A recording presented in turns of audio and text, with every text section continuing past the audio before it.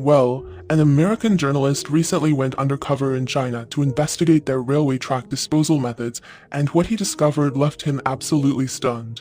While we're busy arguing about potholes on our highways, China has come up with some seriously ingenious solutions for their retired tracks that might just make you rethink everything you know about infrastructure recycling.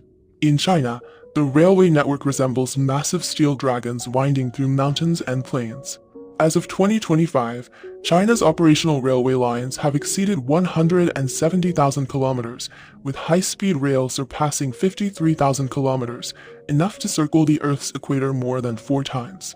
That's like building a train track from New York to Los Angeles, then doing it again, and again, about 60 more times.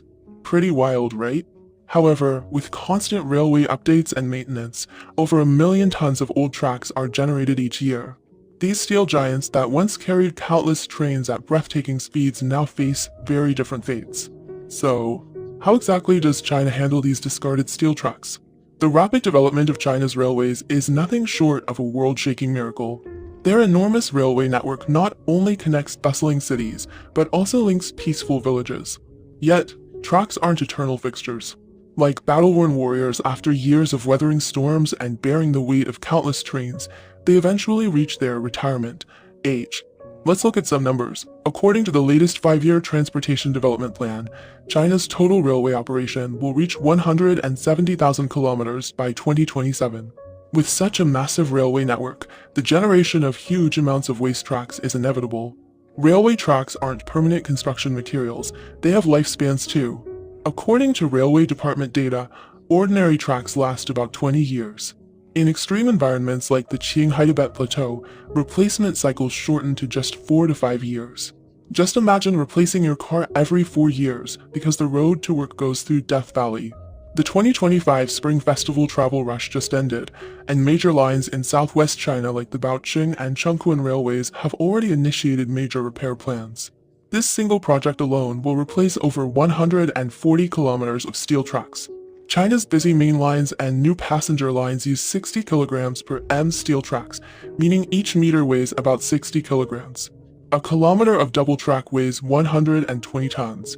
By this calculation, the 140-kilometer track replacement project will generate approximately 16,800 tons of used steel tracks. And that's just one regional maintenance project. That's the weight of about 8,400 cars, y'all. Not exactly something you can just toss in your recycling bin on Tuesday morning. Besides normal aging replacements, tracks are decommissioned for other reasons too. With increasing train speeds, quality requirements for tracks have become more stringent. Tracks originally used on ordinary lines may not meet high-speed rail requirements and need upgrading. Additionally, natural disasters and accidents can lead to early track retirement. In short, with China's enormous railway network, generating massive amounts of waste tracks is inevitable. Conservative estimates suggest China produces over 1 million tons of waste railway tracks annually. So where do these retired tracks go? Well, there's actually a whole science behind this.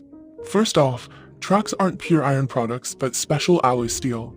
To meet requirements for high strength, toughness, and wear resistance, various metal elements like manganese, carbon, silicon, and chromium are added during manufacturing. This special alloy ratio is precisely calculated to ensure tracks can withstand continuous pressure and impact from trains. It's like a custom-made super smoothie, but for metals, not your post-workout recovery. When these special alloy steel tracks retire, recycling faces a major challenge: complex composition. Ordinary steel mills simply don't have the capability to process such complex alloys. To remelt them into qualified tracks requires specialized electric furnace equipment that's extremely expensive and complex to operate.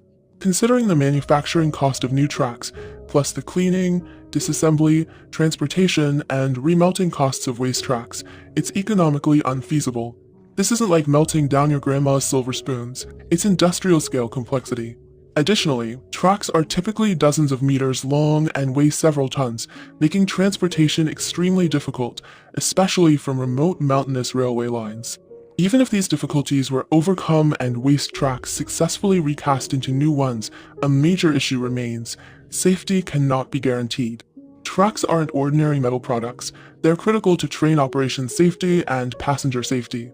After multiple remeltings, the internal structure and performance of alloy steel changes with decreased hardness and toughness. Whether tracks made from such materials can meet strict safety standards is concerning. I mean, would you want to ride a 200 miles per hour train on recycled metal that might not be up to spec? I didn't think so. So do retired tracks just get buried? Not exactly. According to the American journalist's investigation, China's railway department has a complete classification and processing mechanism for waste tracks. First, not all retired tracks end up buried. Depending on wear levels, waste tracks face different fates. High-quality tracks with less severe wear are sent to railway department storage facilities or warehouses. After a series of tests and repairs, they can be downgraded and reinstalled on ordinary lines with less stringent standards. This high-spec downgrade use approach ensures safety while improving resource utilization. It's like when your iPhone gets too old for you, but works perfectly fine for your parents who just need to make calls and send texts.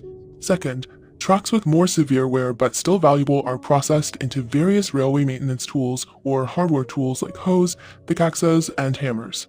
Although no longer bearing the heavy responsibility of train operation, they continue to serve at various construction sites.